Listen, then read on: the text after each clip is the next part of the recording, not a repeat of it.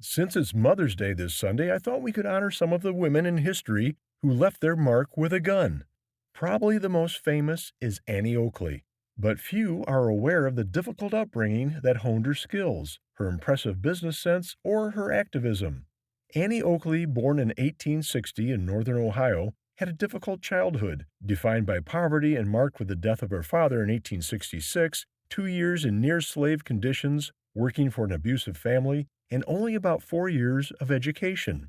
Annie helped support her family by trapping and selling game at age 7 and hunting by the time she was 8. She met her husband, Frank Butler, at a traveling show when she bested him in a shooting competition. One of Annie's best known trick shots was shooting a cigarette from her husband's lips. In 1885, they joined Buffalo Bill's Wild West show, where Annie quickly became the star, allowing her to tour Europe and perform for royalty. Annie was an outspoken advocate of equal pay for women, women's service in U.S. military combat operations, and firearms education for women, teaching more than 15,000 women to use firearms over the course of her life. Annie Oakley took care never to be seen as threatening even to animals. Ludmila Pavlichenko, on the other hand, was nicknamed Lady Death, becoming one of the most successful snipers in history and the top female sniper of all time. Ludmila was born in 1916 in what is now the Ukraine, but was then part of the Russian Empire. At 14, her family moved to Kiev, where Ludmila joined a paramilitary shooting club, enrolled in civilian sniper classes, and worked at a Kiev arsenal factory. At 21, Ludmila completed a master's degree in history at Kiev University in 1937 and was in her fourth year of another history degree in June 1941 when Germany invaded the Soviet Union.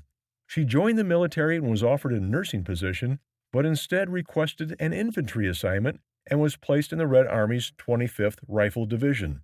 In the first 2.5 months, she had 187 confirmed kills and was promoted to senior sergeant. Nazi soldiers began to fear her, while her fellow Soviet soldiers began to see her as a leader and inspiration despite the general lack of tolerance for women in service. She was promoted to lieutenant and achieved the rest of her 309 confirmed kills, including 36 enemy snipers. Today, Kim Rhode is probably the best-known name in shooting, even among people who aren't interested in guns or shooting. Kim is a 6-time Olympic medal winner, having earned a medal at every Summer Olympics since the 1996 Olympics in Atlanta. In total, Kim has 3 golds, a bronze, and 2 silvers. Kim started competing in skeet at 10, and at 13 she won her first world championship title in women's double trap shooting, and she was barely 17 when she earned her first Olympic gold medal. During the 2012 Olympics, Kim tied the world record in skeet shooting with 99 out of 100 clays. In addition to her Olympic medals, Kim has 19 gold, 7 silver, and 8 bronze ISSF World Cup medals.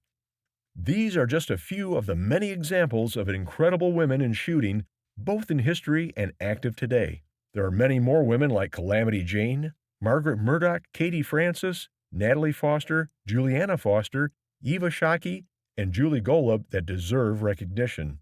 You'll also recognize the ladies at Smoke and Gun Works. Stop in and see Karen, Dawn, Tarina, Danielle, or Katrina for all your shooting needs. From Smoke and Gun Works and myself, we wish all the moms Happy Mother's Day. For the Gun Doctor, I'm Tim Bivens.